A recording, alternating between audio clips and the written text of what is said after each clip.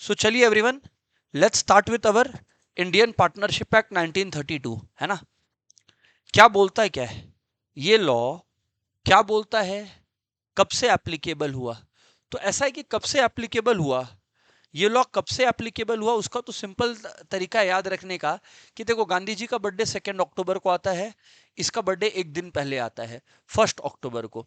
तो Indian partnership act 1932 कब से एप्लीकेबल हुआ, अगर वो जानना ही है आप लोगों को, तो वो एप्लीकेबल हुआ दोस्तों 1 अक्टूबर 1932 से। ऐसा है, एक सिंपल में बात बता देता हूं आपको, ठीक है ना। Just to avoid any kind of confusion, एक सिंपल बात बताता हूं। पार्टनरशिप लॉ या इंडियन पार्टनरशिप एक्ट एक एग्जॉस्टिव लॉ नहीं है। इसका मतलब पार्टनरशिप में जितना कुछ अग्रीमेंट और कॉन्ट्रैक्ट्स होता है, क्या सब कुछ इंडियन पार्टनरशिप एक्ट में लिखा है? नहीं। मेजॉरिटी चीज, चलो ठीक है, हाँ।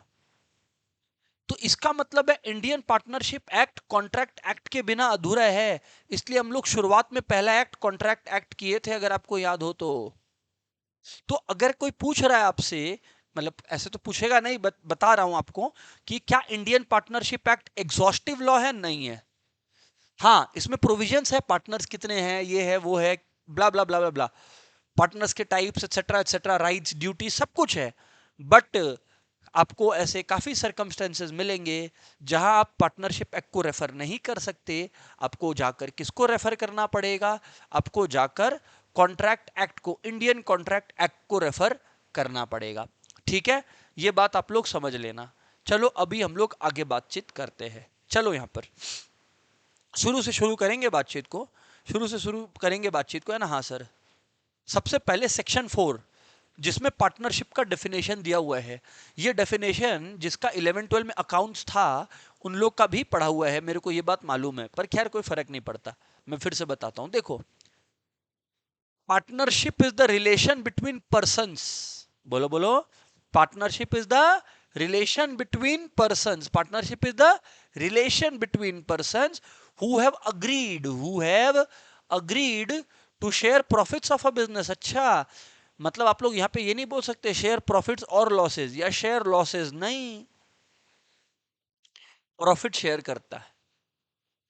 who have agreed to share the profits of a business carried on by all or any one of them acting for all। ये बहुत ही यूनिक फंक्शन है, carried on by all or any one of them acting for all, carried on by all or any of them acting for all। पहले एक बार ये definition learn करेंगे, फिर सबसे unique part यही है।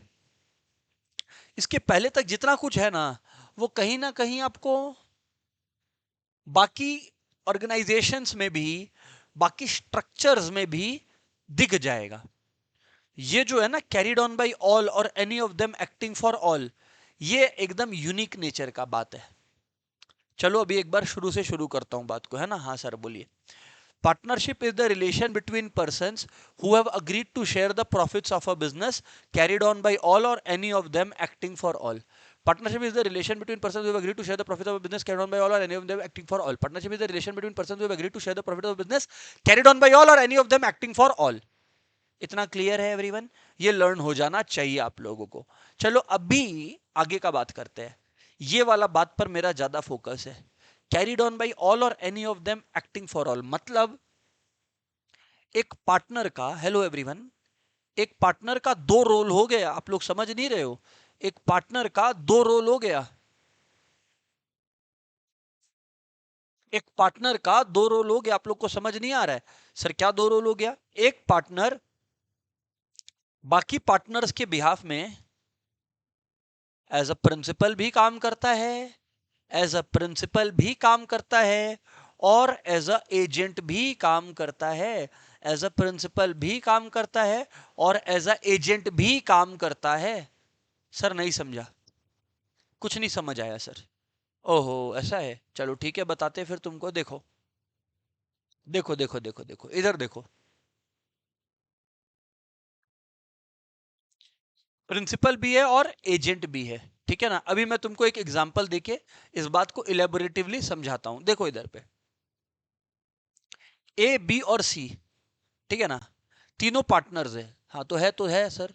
अब सुनो ना आगे, ए बी और सी तीनों पार्टनर्स है, कोई गड़बड़ होता है, हाँ कुछ भी गड़बड़ हो गया है, कुछ भी झोलम झाल हो गया है, कुछ भी हो गया है, ए बी और सी तीनों पार्टनर्स है, बी ने कोई डिसीजन ले लिया, कोई लायबिलिटी ले लिया, कोई लोन ले लिया 10 लाख का 15 लाख का ऑन पार्टनरशिप फर्म बिहाफ, तो बी की वजह से ए और सी भी लायबल हो जाएंगे।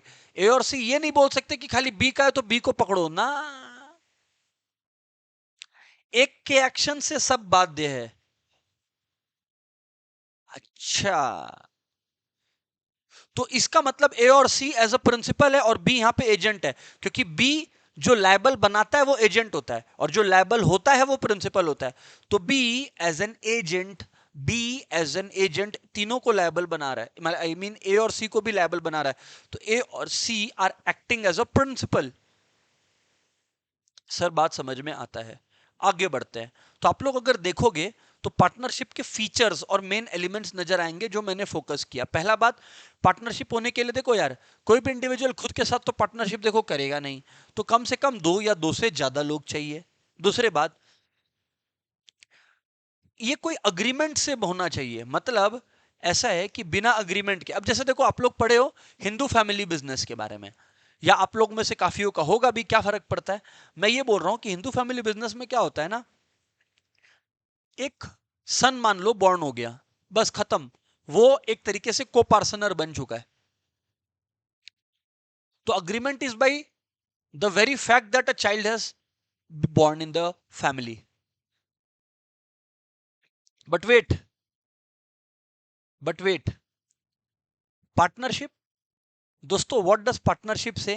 Partnership say it's not by birth, it's by an agreement between partners. तीसरी बात, हाँ, partnership is organize to carry on some business, मतलब अब देखो ऐसा है, आप कंपनी फॉर्म करते हो, कंपनी चैरिटी चैरिटी के लिए भी फॉर्म हो सकता है, कंपनीज एक्ट का एक लॉ भी है चैरिटेबल कंपनीज के लिए। कहने का मतलब ये है कि कंपनी जो है आपका चैरिटी के लिए भी फॉर्म हो सकता है, पर पार्टनरशिप का पर्पस चैरिटी नहीं होता, पर पार्टनरशिप का पर्पस चैरिटी नहीं होता, पार्टनरशिप का पर्पस होता है to carry on some business, business है तभी पार्टनरशिप आप फॉर्म कर सकते हो, चैरिटेबल पर्पस के लिए पार्टनरशिप फॉर्म नहीं होता। इसीलिए डेफिनेशन भी था ना, partnership is the relationship between persons who have agreed to share on the business for profit, carried on by all or any of them acting for all. आगे बढ़ते हैं। The agreement must be to share the, ये देखो, profits of a business, the agreement must be to share the profits of a business, the agreement must be to share the profits of the business। हाँ, हमेशा याद रखिएगा, profits के sharing के लिए agreement होना चाहिए, लॉस हुआ तो वो लोग को बियर करना पड़ेगा, but loss sharing is not the goal of partnership, profit sharing is the goal of partnership. And lastly, business must be carried on by all or any of them acting for all. मैंने आपको बोला ही ना कि एक partner बाकी partners के लिए principal का भी काम करता है और एजेंट का भी काम करता है। एज अ प्रिंसिपल वो अपने एक्शन से बाकी पार्टनर्स को लायबल बनाता है और एज एन एजेंट वो लायबल रहता है, सॉरी उल्टा बोल दिया मैं, माय बैड। हाँ, एज अ प्रिंसिपल वो बाकी पार्टनर्स के एक्शन के लिए लायबल रहता है, एज एन एजेंट वो बाकी पार्टनर्स को अपने एक्शन से लायबल बनाता है। ठीक है ना, ओके, ये सब बात बता दिया। हाँ सर, हाँ सर, हाँ सर। अच्छा, अभी एक और इंटरेस्टिंग बात है, partnership is an association of two और मोर पर्सन्स। अभी ना एक मिसअंडरस्टैंडिंग चल रहा है दुनिया में, उसको मैं पहले ही क्लियर कर देता हूं, हाँ, कि दो या दो से ज्यादा लोगों से पार्टनरशिप बनता है, दो या दो से ज्यादा जनों से पार्टनरशिप बनता है, ठीक है ना। कुछ किताबों में 11-12 की लिखा रहता था, बैंकिंग बिजनेस में 10, फलाने बिजनेस में 20, ऐसे करके कुछ किताबों में लिखा रहता था। पहली बात तो वो सारा बात 8-10 साल पहले ही चेंज हो चुका है, तो वो हटा दो, पहला बात। दूसरा बात, पार्टनरशिप में मैक्सिमम कितने मेंबर रह सकते हैं, तुमको मजा आएगा जान के, पर ये पार्टनरशिप एक्ट में कहीं नहीं लिखा है। पार्टनरशिप में मैक्सिमम कितने मेंबर्स रह सकते हैं, ये पार्टनरशिप में कहीं नहीं लिखा है। फिर से बोलो, पार्टनरशिप में मैक्सिमम कितने मेंबर्स रह सकते हैं, ये पार्टनरशिप लॉ में कहीं नहीं लिखा है। अरे, अजीब बात करते हो आप, फिर कहां लिखा है? एक्चुअली इसके लिए हम लोग को पढ़ना पड़ता है कंपनीज एक्ट का सेक्शन 464।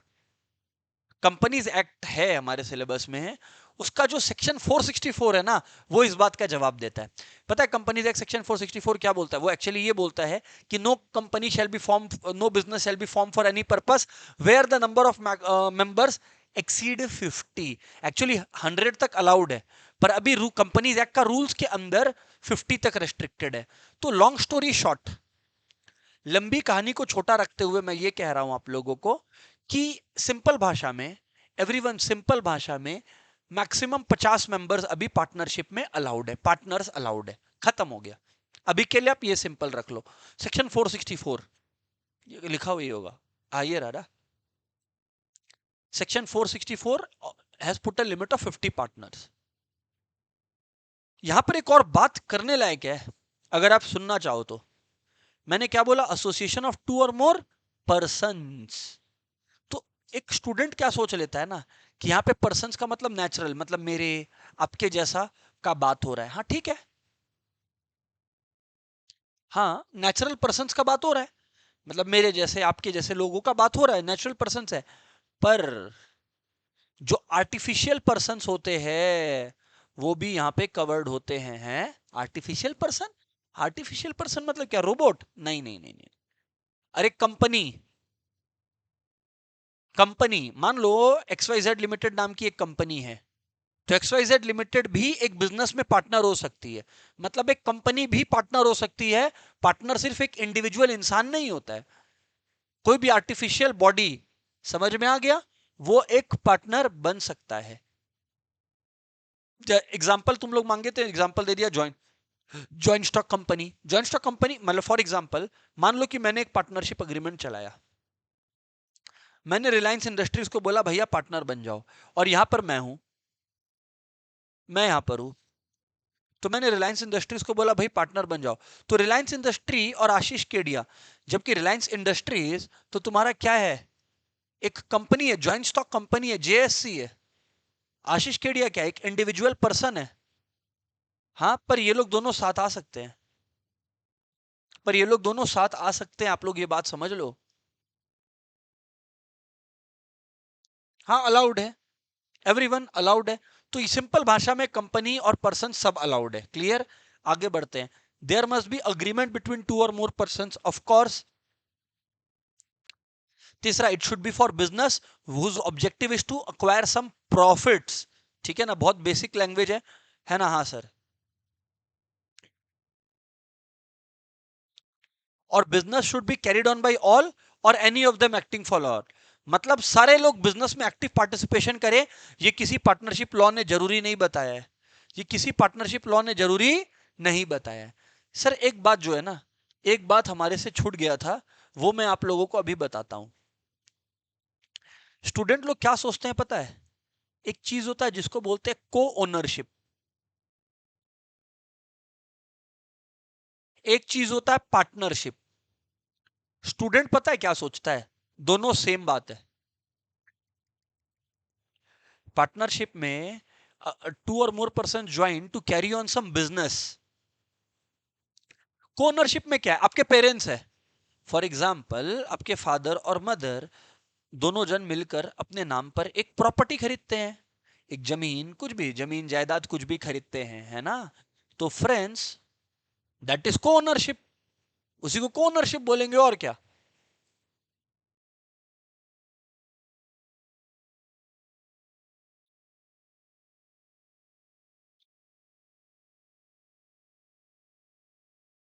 आगे बात करते हैं सर। याद रखना ये जो पार्टनर्स लोग के बीच में अग्रीमेंट होता है ना, कैसे बिजनेस चलेगा, terms and conditions, duration, etcetera etcetera etcetera, वो सबको पार्टनरशिप डीड भी बोलते हैं। ये सब पढ़ा हुआ आप लोगों का, बट फिर भी अकाउंट्स में भी आप लोगों को टीचर्स ने बताया होगा कि इसको पार्टनरशिप डीड भी बोलते हैं। हटाइए, अब आगे बढ़ते हैं।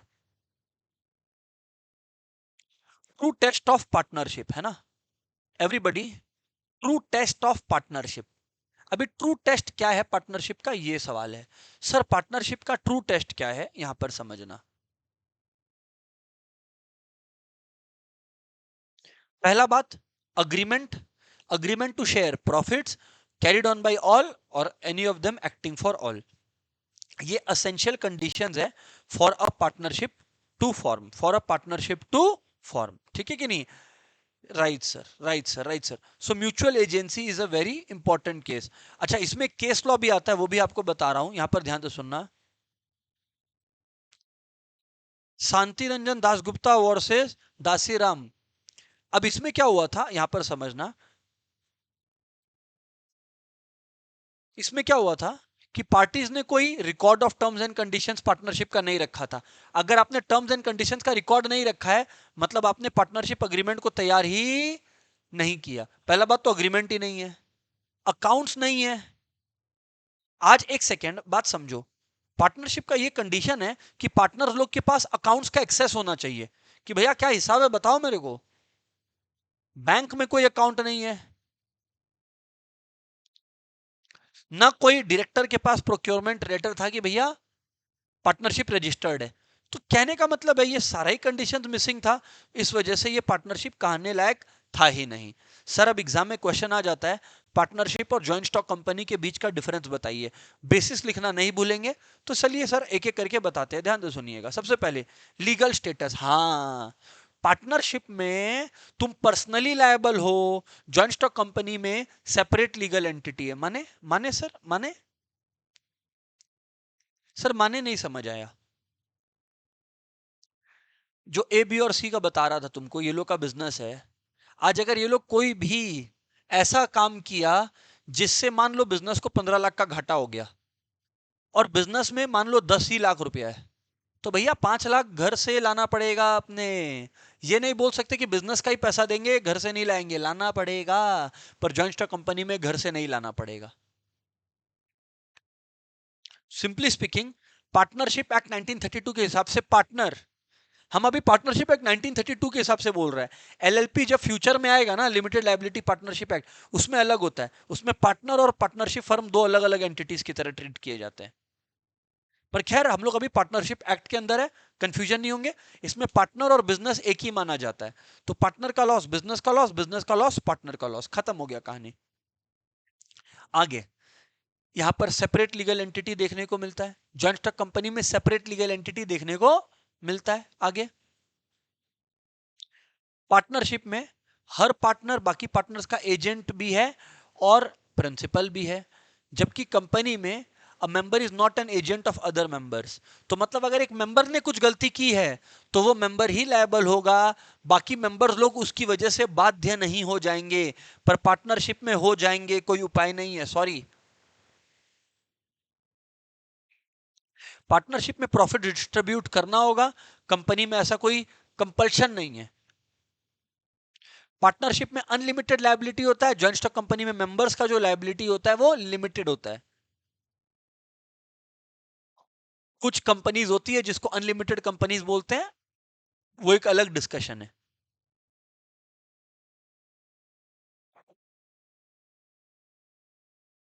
नेक्स्ट, प्रॉपर्टी में जो पार्टनर्स का प्रॉपर्टी है वही कंपनी का पार्टनरशिप फर्म का प्रॉपर्टी है। पर कंपनी में मान लो अंबानी का हाउस है, तो अंबानी का घर रिलायंस का घर नहीं है। They are two separate entities, there are two separate ownership structures, हाँ डिफाइंड। शेयर्स, अब यहां पर बड़ा इंटरेस्टिंग बात है। आज अगर एक शेयर होल्डर को कंपनी में शेयर बेचना है तो बस वो आर्टिकल्स ऑफ एसोसिएशन का लॉ फॉलो करे और सिंपल सा बात है वो शेयर बेच सकता है। बट क्या आपको पता है पार्टनरशिप में आप अपना हिस्सा, पार्टनरशिप में आप अपना हिस्सा तब तक नहीं बेच सकते, पार्टनरशिप में आप अपना हिस्सा तब तक नहीं बेच सकते जब तक बाकी पार्टनर्स लोग का आपके साथ कंसेंट, सहमति नहीं हो। Consent of all the partners is necessary, consent of all the partners is necessary।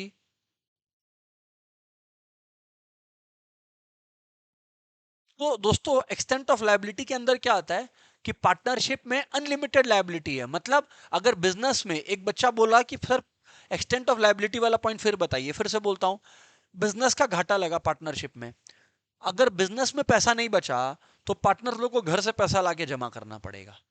गहना बेच के लाओ, जूता बेच के लाओ, कुछ भी करके लाओ। कंपनी में ऐसा नहीं है। अभी पॉइंट पर आता हूं, मैनेजमेंट। मैनेजमेंट, तो मैनेजमेंट वाला जो स्ट्रक्चर है या ढांचा है ना, वो क्या बोलता है कि in the absence of an express agreement all the partners are entitled to participate in management. सारे पार्टनर्स मैनेजमेंट में पार्टिसिपेट कर सकते हैं। All the partners are entitled to participate in the management. Partnership का बात कर रहा हूं, किसका बात कर रहा हूं आपसे, पार्टनरशिप का बात कर रहा हूं। All partners are entitled to management, participate in management. लेकिन यहां पर क्या होता है ना, एक कंपनी में यार लाखों शेयर होल्डर्स होते हैं, तो क्या लाखों के लाखों बैठ के मीटिंग करेंगे? नहीं।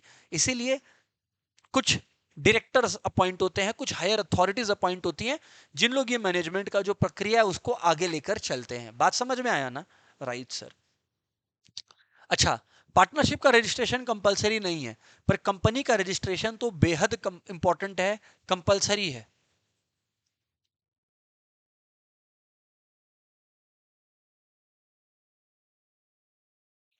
ठीक है।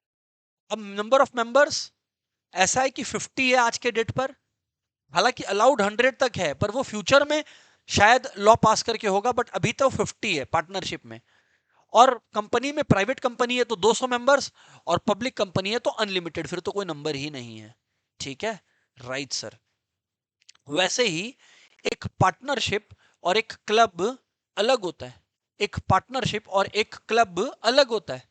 सर क्यों, कैसे अलग होता है? भैया पार्टनरशिप का पर्पस है for earning profits, doing a business and earning profits. But club का क्या है? अब हो सकता है कि यार कोई क्लब बनाओ ब्लड डोनेशन के लिए, कोई क्लब बनाओ जैसे बोलिंग, बोलिंग और जितना इंडोर गेम्स होता है उसके लिए, स्पोर्ट्स के लिए बना है, रिक्रिएशन, एंजॉयमेंट, सेलिब्रेशन, तो क्लब उसके लिए भी बनता है। बट तो इसका मेन ऑब्जेक्टिव क्लब का प्रॉफिट नहीं होता है। यहां पे पर्संस जो पार्टनरशिप को बनाते हैं उसको पार्टनर बोलते हैं, क्लब में उनको मेंबर ऑफ अ क्लब बोलते हैं। तो आप लोग सुने होंगे ना, अगर आपके किसी के पेरेंट है तो आप बोलते होंगे, सुने होंगे दोस्त से कि मेरे पापा या मेरे मम्मी इस क्लब में मेंबर है। कभी नहीं बोलेंगे पार्टनर है, क्योंकि वो लॉजिक ही नहीं है। आगे बढ़ते हैं। Partner has interest in the property of the firm, क्योंकि फर्म का प्रॉपर्टी पार्टनर का प्रॉपर्टी है, लेकिन क्लब का प्रॉपर्टी मेंबर का प्रॉपर्टी नहीं है। वो क्लब का प्रॉपर्टी है, वो क्लब के लिए है। आगे, dissolution, a change in partnership of the firm में अफेक्टेड। एक पार्टनर चला गया तो नया पार्टनरशिप फर्म फॉर्म करना पड़ेगा। लेकिन अगर एक मेंबर चला गया, मेंबरशिप बदल गया, तो क्या क्लब रुक जाएगा? क्लब नहीं रुकेगा, क्लब नहीं रुकेगा। एवरीवन प्लीज रिमेंबर, क्लब नहीं रुकेगा तब।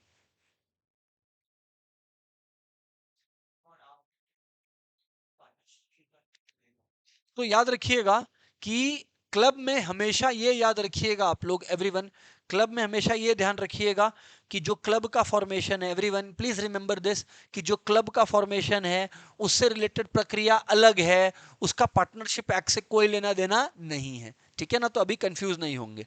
आगे बढ़ेंगे। पार्टनरशिप वर्सेस एचयूएफ, सिंपल सा बात है।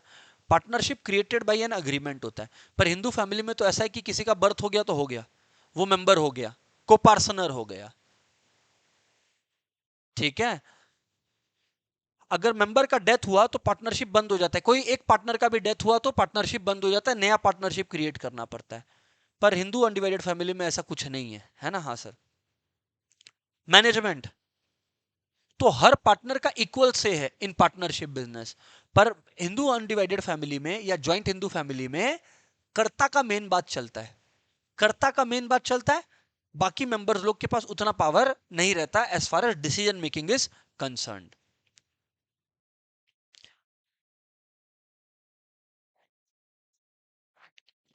अथॉरिटी टू बाइंड, हर पार्टनर के पास ये अथॉरिटी है कि उसका एक्शन से बाकी लोग बाध्य होंगे। पर हिंदू अनडिवाइडेड फैमिली में खाली कर्ता के पास ये पावर है कि कर्ता के एक्शन की वजह से सब इंपैक्ट होंगे, पर बाकी के एक्शन की वजह से कर्ता को कोई फर्क नहीं पड़ेगा।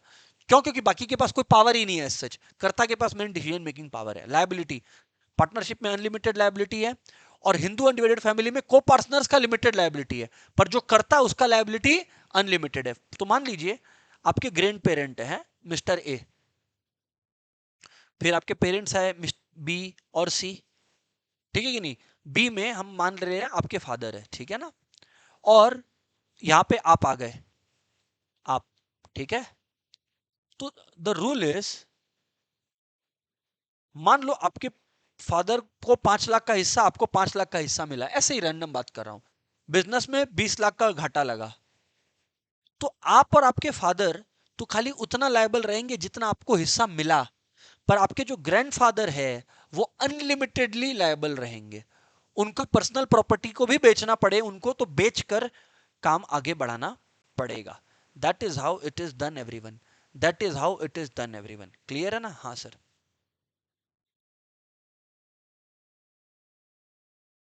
गवर्निंग लॉ, ऑब्वियसली इधर पार्टनरशिप एक्ट और इधर पे है हिंदू लॉ, ठीक है ना? हाँ सर।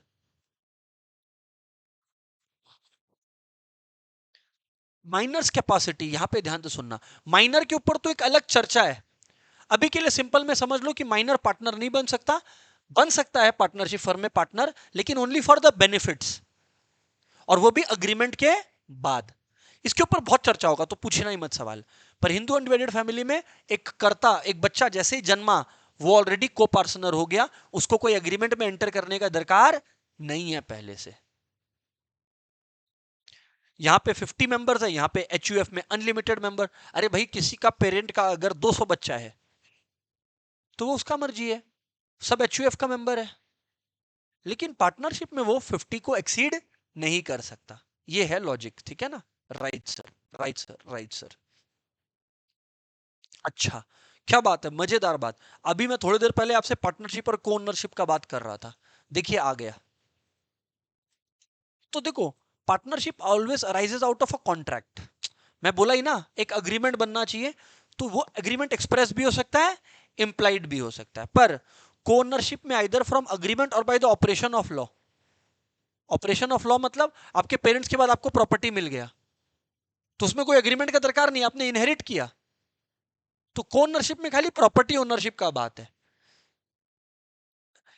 इंप्लाइड एजेंसी में क्या है, एक पार्टनर दूसरे को लायबल बनाता है, तो हर पार्टनर दूसरों का एजेंट है। मैंने बहुत बार बोला ये बात, पर को ओनरशिप में ऐसा कुछ नहीं है, एक को ओनर दूसरे का कोई तरीके से एजेंट नहीं है। नेचर ऑफ इंटरेस्ट, पार्टनरशिप में क्या होता है, profits and losses must have to be shared. Partnership में क्या होता है, profits and losses must have to be shared. Co ownership में क्या है, प्रॉफिट और लॉस शेयर होने का ऐसा कोई दरकार नहीं है। Transfer of interest. A share in the partnership is transferred only by consent of other partners. A share in the partnership is transferred only by the consent of other partners. A co-owner में transfer is interest in the property without the consent of other co-owners.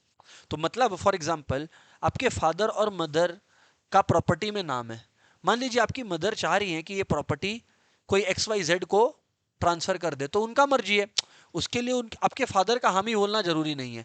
पर अगर आपके father mother एक partnership business चला रहे हैं, तो your mother can not transfer her share without the consent of your father, ये नहीं हो सकता, सॉरी। बाकी पार्टनर लोग से पूछना पड़ेगा, ठीक है? ओके। अब आता है पार्टनरशिप और एसोसिएशन के बीच में फर्क। देखो वही, पार्टनरशिप बेसिकली बिजनेस और प्रॉफिट के लिए होता है, और एसोसिएशन होता है जैसे कोई चैरिटेबल ट्रस्ट है। अब आप लोग देखो, कोई मंदिर या स्कूल खुल रहा है तो वो सब ट्रस्ट के नाम पर ही होता है ना, ट्रस्ट खोलना पड़ता है पहले। तो ये सब चीजें ना एसोसिएशन के अंदर आता है। यहाँ पे रिलीजियस, एडुकेशन, सोशल कॉजेस का रादर ज्यादा बोलबाला है रदर देन प्रॉफिट्स।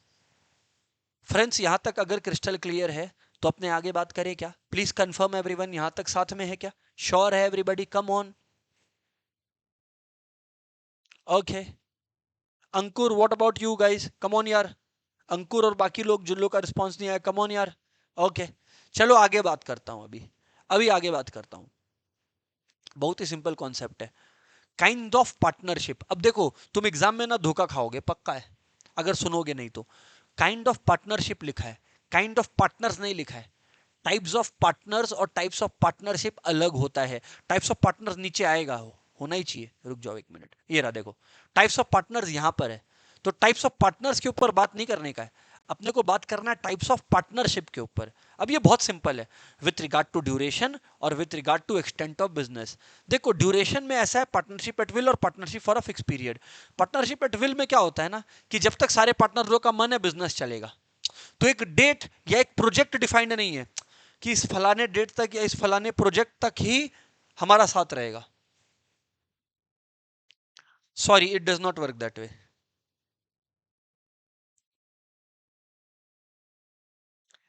पर partnership for a fixed period में क्या होता है दोस्तों मालूम है?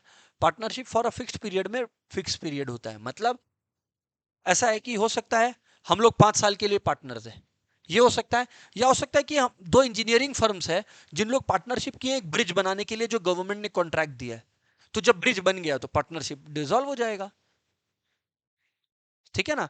लेकिन यहां पर एक पीरियड का, ये विथ रिगार्ड टू ड्यूरेशन हो गया है ना। एट विल में जब तक सारे पार्टनर लोग का सहमति है तब तक चलेगा। हाँ, आगे with regard to extent of the business, वाओ, जनरल पार्टनरशिप और पर्टिकुलर पार्टनरशिप, आओ इसके ऊपर बात करते हैं।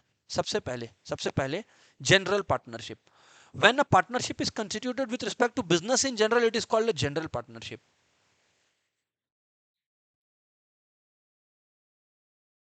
लेकिन पर्टिकुलर पार्टनरशिप मैंने बोला ना, किसी पर्टिकुलर एडवेंचर पर्टिकुलर बिजनेस के लिए, जैसे ब्रिज वाला एग्जांपल लिया कि कोई पर्टिकुलर ऑब्जेक्टिव है, कोई पर्टिकुलर प्रोजेक्ट है, कोई पर्टिकुलर प्रोजेक्ट है उसके लिए। और जनरल पार्टनरशिप जनरल है, मतलब किसी एक प्रोजेक्ट के लिए नहीं है, वो ओपन नहीं है, किसी एक प्रोजेक्ट के लिए नहीं है। हम लोग बिजनेस करते हैं, आओ साथ में, जितना बिजनेस होगा साथ में करेंगे शेयर।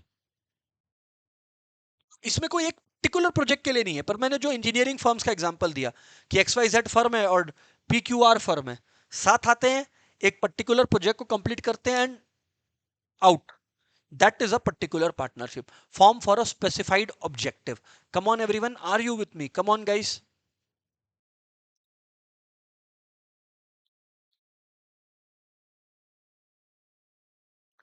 राइट है सर, क्लियर है ना? हाँ सर, आगे बढ़ते हैं। पार्टनरशिप डीड क्या होता है? पार्टनरशिप डीड कुछ नहीं है, it is the result of agreement between partners. Agreement between partners को पार्टनरशिप डीड बोलते हैं, फुल स्टॉप, फुल स्टॉप। अब अग्रीमेंट में क्या होगा? आज आप सोचो, आप पार्टनरशिप बना रहे हो, आप अग्रीमेंट में क्या लिखोगे? Name of the firm, name of the partners, address of the firm, business of the firm, date of commencement, place of business, objective of business, partners का सैलरी, रिटायरमेंट, एडमिशन, इंटरेस्ट का क्या basis होगा, salaries और commission. अरे तुम जो सोच पा रहा वही है। समझ में आ गया सर? अब हम लोग बात करेंगे, हाँ अब हम लोग बात करेंगे, वाओ, टाइप्स ऑफ पार्टनर्स के ऊपर, टाइप्स ऑफ पार्टनर्स के ऊपर, ठीक है ना। टाइप्स ऑफ पार्टनर्स के ऊपर सबसे पहला आता है एक्टिव, एक्चुअल या ऑस्टेंसिबल पार्टनर। बहुत लोग को नहीं पता रहता, एक्टिव पार्टनर को ऑस्टेंसिबल भी बोलते हैं, एक्टिव पार्टनर को ऑस्टेंसिबल पार्टनर भी बोलते हैं, एक्टिव पार्टनर को ऑस्टेंसिबल पार्टनर भी बोलते हैं।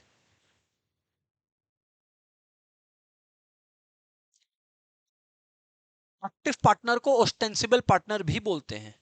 तो क्या है एक्टिव या ऑस्टेंसिबल पार्टनर के लिए? क्या बोला है? It is a person who has become partner by agreement, who has become a partner by agreement. It is a person who has become a partner by agreement and who actively participates in the conduct of partnership. मतलब जो business का day to day run में actively participate करता है, इसको बोलते हैं active या एक्चुअल या ऑस्टेंसिबल पार्टनर। एक्टिव या एक्चुअल या ऑस्टेंसिबल पार्टनर, जो पार्टनर बना है बाय अग्रीमेंट एंड जो एक्टिवली बिजनेस में पार्टिसिपेट करता है in the conduct of partnership. Oh sir, समझ में आ गया? ये होता है एक्टिव, एक्चुअल या ostensible partner. Who has become a partner by agreement, who has become a partner by agreement, and number two, who actively participates in the conduct of partnership, who actively participates in the conduct of partnership। आगे, sleeping और dormant partner. ये क्या है sleeping और dormant partner? देखो भाई, agreement में तो ये भी आया है, इसका क्या है? It does not take part in the active conduct of business, मतलब day to day business decision में ये पार्टिसिपेट नहीं करता। अच्छा एक सेकेंड, पर क्या इसके पास अधिकार है? ये क्वेश्चन का आंसर देना तो ऑनलाइन वालों, do they have the right to participate in the business? Sleeping partner का सवाल पूछ रहा हूं, do they have a right to participate in the business? Day to day management में क्या ये लोग पार्टिसिपेट कर सकते हैं, sleeping partners? Very good, answer is yes. सबने सही दिया, क्या बात है यार, I am surprised. Last batch में तो नो भी बोल रहे थे काफी लोग, यहां पे यस बोला, एकदम ठीक बोला। हाँ, ये बाई चॉइस डिसाइड किया कि हम एक्टिव नहीं रहेगा, बट तुम्हारा जवाब एकदम सही था कि हाँ कर सकता है। सर बढ़िया बात है यार, अच्छा है, हो गया हम लोग से बात। ओके, आगे बात करते हैं। नॉमिनल पार्टनर ये कौन है जनाब? Person who lends his name to the firm without having any real interest in it. है, ये क्या है? ये नाम दिया फर्म को, कि फर्म को बोला कि जा मेरा नाम ले और बोल कि हम पार्टनर है, कोई दिक्कत नहीं है, without have any real interest in the firm. ना ये प्रॉफिट्स में शेयर करेगा, ना ये बिजनेस में पार्ट करेगा, पर पता ये थर्ड पार्टीज के लिए लायबल हो जाता है, पर ये थर्ड पार्टीज के लिए लायबल हो जाता है। अरे ऐसा कौन करेगा सर, कोई बेवकूफ है क्या? बेवकूफ नहीं है, इसका रियल केस दे देता हूं। मान लीजिए फॉर एग्जाम्पल, मान लीजिए फॉर एग्जाम्पल,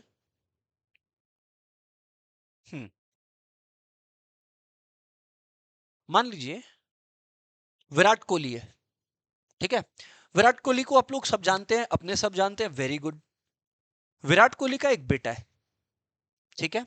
अब विराट कोहली के बेटे का नाम मान लो ए है, ऐसे ही मान लेते हैं ए है। अब विराट कोहली का जो बच्चा है ए, जब वो बड़ा हो जाए तो वो क्या अपने दोस्त बी और सी के साथ एक बिजनेस कर रहा है। अब उसको लगता है यार, विराट कोहली को खाली बोले कि यार आप भी अपना नाम दे दो, तो हम लोग का जो बिजनेस है उसका अलग ही वैल्यू चला जाएगा पार्टनरशिप का। तो अब एक बात बताओ, विराट कोहली क्या मना करेगा क्या? तो देखो, विराट कोहली अपना नाम दिया कंपनी को, फर्म को, भूल से कंपनी बोला, फर्म को। कोई इंटरेस्ट है उसको? नहीं। वो भाई क्रिकेट से लेना देना उसको, उसको नहीं मतलब है इससे। क्या वो प्रॉफिट शेयर कर रहा है? नहीं, वो प्रॉफिट शेयर नहीं कर रहा। क्या वो बिजनेस का डे टू डे कार्ड ले रहा है? ना, नहीं ले रहा। पर अगर कुछ नुकसान हुआ तो बाकी लोग बोलेंगे कल को कि यार भाई, हम तो विराट आपका नाम सुन के इस बिजनेस के साथ जुड़ा था, तो लायबल हो जाएगा, लायबल हो जाएगा, लायबल हो जाएगा, फर्म की हरकतों की वजह से लायबल हो जाएगा। तो ये एबीसी में किसी ने भी कुछ गड़बड़ कर दिया तो विराट कोहली भी लायबल हो जाएगा। Nominal partner, partner in profits only, समझ में आ गया? समझ में आ गया? ये प्रॉफिट शेयर करेगा, लॉस शेयर नहीं करेगा, बस।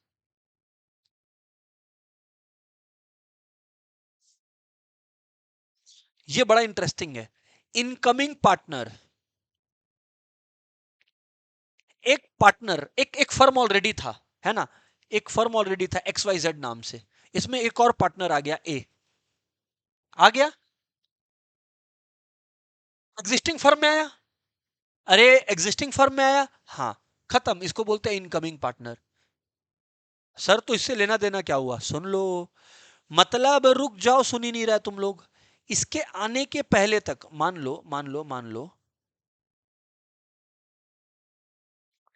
मान लो ये भाई 9 अगस्त को आया, ये 9 अगस्त को ज्वाइन किया, 9 अगस्त को ये भाई अपना ज्वाइन किया। अच्छा, बिजनेस का कुछ प्रॉफिट लॉस इससे रिलेटेड काम चल रहा था 30 जुलाई को, जिसका लॉस आ गया। तो ये उसके पहले डेट से कुछ भी लायबिलिटी क्रिएट हुआ फर्म का, मिस्टर ए लायबल नहीं रहेगा। उसके आने के पहले, ए के आने के पहले जो भी हुआ होगा कर्म कांड, उसके लिए ए लायबल नहीं होगा। A is liable only for those debts incurred or those liabilities created that arise from the day when A enters the business, I mean the partnership firm. That is the rule regarding incoming partner. और outgoing partner वो partner जो existing firm को छोड़ रहा है। अच्छा, लेकिन एक बात याद रखना, एक बार आपने फर्म को छोड़ दिया तो इसका आपको एक पब्लिक नोटिस देना होगा। पब्लिक नोटिस कैसे दिया जाता है?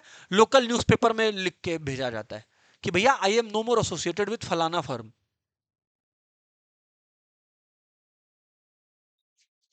सर समझ आ गया। पार्टनर बाय होल्डिंग आउट को पार्टनर बाय एस्टोपेल भी बोलते हैं।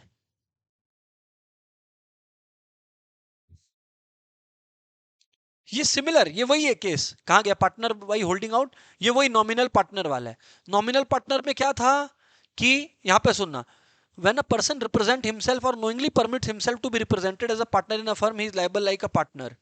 तो ये एकदम सेम है जो नॉमिनल पार्टनर था ना, बस एक में फर्क है कि नॉमिनल पार्टनर में क्या, फर्म उसका नाम लेता है कि ये हमारा पार्टनर है, और यहाँ पे ये आदमी खुद ही ऐसा हरकत करने लगता है। फॉर एग्जाम्पल विराट कोहली, विराट कोहली के बच्चे का जो भी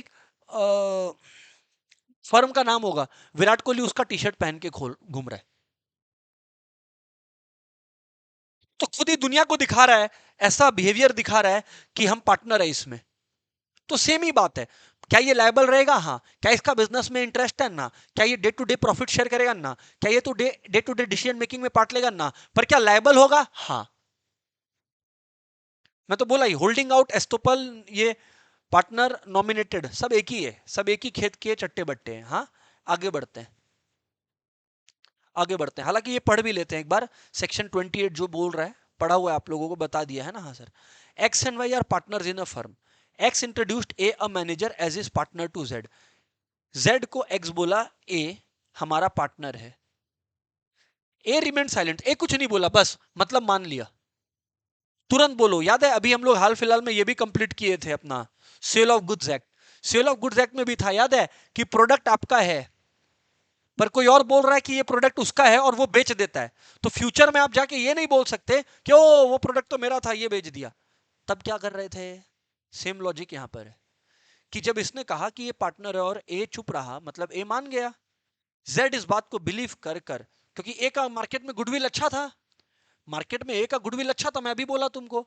जेड बोला कि तब तो इस ब्रांड को, इस फर्म को उधार दिया जा सकता है।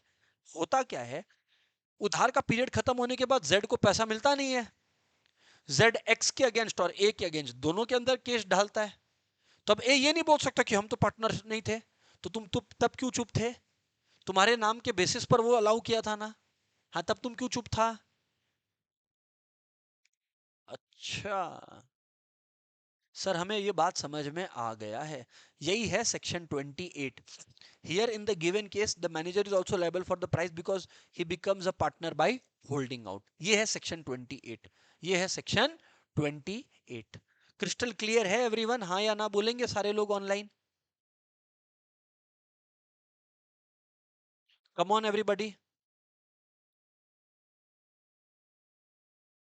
चलो ठीक है।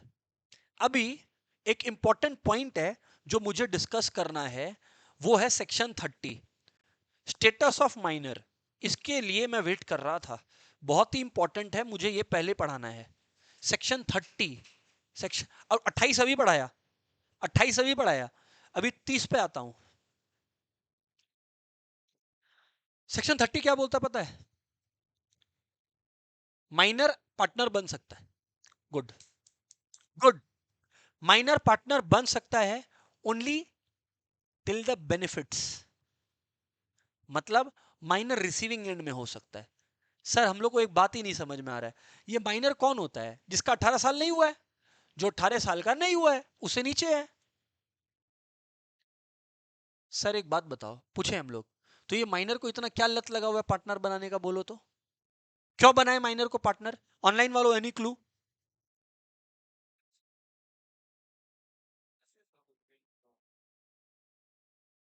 हो सकता है एवरीवन, हो सकता है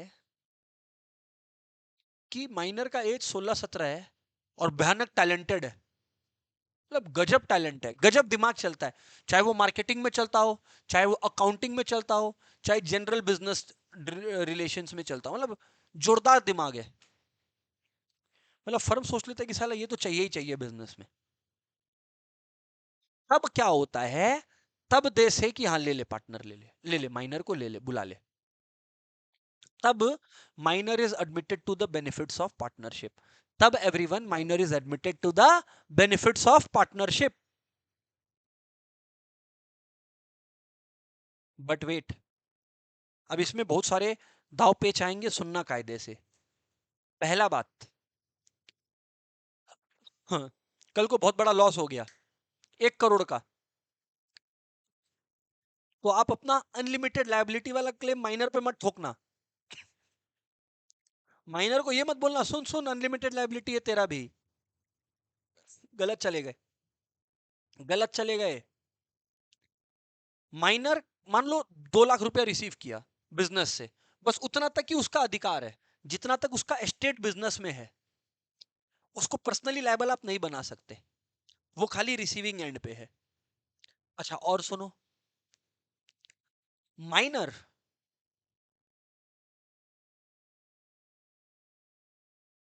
अब मेजर हो गया, 18 साल हो गया, अब दो में से एक बात होगा, जो भी लेटर ऑन है, क्या तो उसको पता चला कि हम तो पार्टनर है इस फर्म में। काफी बार होता है उसको पता ही नहीं था कि हम पार्टनर है। अच्छा अब उसको पता लग गया हम पार्टनर है, या वो 18 साल का हो गया, दोनों में से जो भी बाद में हुआ, मान लो 18 साल का हुआ, पर 19 साल की उम्र में समझ में आया कि यार हम तो पार्टनर है इस बिजनेस में, तब। या मान लो 17 साल की उम्र में समझ में आ गया था हम पार्टनर है, तब 18 साल की उम्र में। जो भी लेटर है, जो भी, उससे 6 महीना के अंदर उसको अपना डिसीजन देना पड़ेगा। 6 महीना के अंदर, मतलब क्या वो बिजनेस में पार्टनर रहना चाहता है क्या, ये डिसीजन। अगर मान लो जो भी लेटर पीरियड था, क्या तो वो 19 साल का पहले हुआ, या 18 साल के पहले ही पता लग गया था, तो 18 साल का उम्र, जिस दिन भी उसको पता लगा, या जिस दिन भी वो 18 साल का हुआ, विच एवर इज लेटर, उस दिन से 6 महीना के अंदर ये डिसीजन लेना पड़ेगा। अगर उस दिन के 6 महीना के अंदर कुछ नहीं बोला, मतलब वो एक्सेप्ट कर रहा है, वो पार्टनर है, वो लायबल हो जाएगा, लायबल हो जाएगा, अनलिमिटेड लायबिलिटी आ जाएगा। वो 6 महीना के अंदर, फिर से बोल रहे हैं, वो पार्टनर बनने को एक्सेप्ट है कि नहीं, सीधा सवाल है। अगर पार्टनर बनने से नहीं, बोल दिया पार्टनर नहीं है 6 महीना के अंदर, तो कुछ भी हो वो लायबल नहीं रहेगा, वो माइनर की तरह ही ट्रीट किया जाएगा। और 6 महीना एक्सटेंड हो गया, मतलब दो चीज देखा जाएगा, क्या उसने कोई अनाउंसमेंट दिया, नहीं दिया, ओहो, तब फिर वो एक्सेप्ट कर रहा है, तब फिर वो एक्सेप्ट कर रहा है कि हम पार्टनर हैं इस फर्म में। देखो, देखो ये देखो, दो a minor can not be partner in a firm, section 30, he can nonetheless be admitted to the benefits of partnership under section 30।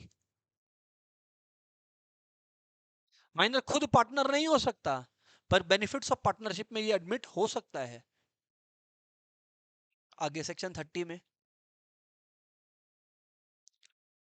a minor has right to his agreed share of profit, he can have access to inspect the book of accounts, he can, हाँ, ये ये firm को सू भी कर सकता है, firm को case भी कर सकता है, लेकिन तभी जब वो फर्म से नाता तोड़े, फर्म के अंदर भी रहे, हाँ, और उसके अगेंस्ट केस भी फाइल करे, ये नहीं होगा। फर्म से रिश्ता तोड़ लो और अब फर्म के अगेंस्ट केस फाइल करना है, करो। और मैंने क्या बोला, 6 महीना के अंदर डिसीजन देना पड़ेगा।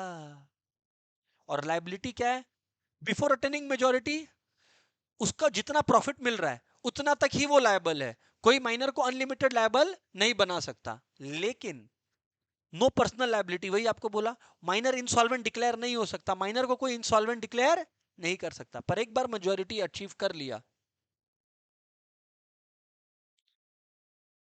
The minor has to decide whether he shall remain the partner और लीव द फर्म। अगर ये पार्टनर बना, तो ये सारा पार्टनरशिप का एक्ट्स के लिए लायबल होगा अनलिमिटेड, और अगर नहीं है तो वो माइनर की तरह ही ट्रीट होगा, और पब्लिक नोटिस से उसका कनेक्शन खत्म हो जाएगा। He shall not be liable for any act, firm date of notice के बाद कुछ भी करे ये लायबल नहीं रहेगा, ठीक है ना। और वो अपना राइट्स, प्रॉफिट्स, ये सब के लिए सू कर सकता है, ओनली उसको अपना कनेक्शन फर्म से तोड़ना पड़ेगा, ओनली उसको अपना कनेक्शन फर्म से तोड़ना पड़ेगा। I hope it's crystal clear everyone, यहां तक बातें क्लियर है क्या, कम ऑन एवरीवन।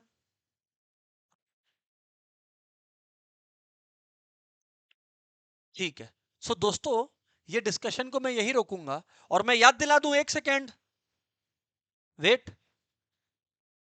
हाँ, आज 7:30 बजे प्रोबेबिलिटी की भी क्लास है। आज 7:30 बजे, 7:30, 7:30 का मतलब प्रोबेबिलिटी की भी क्लास है, याद रखना। That's it, goodbye everyone.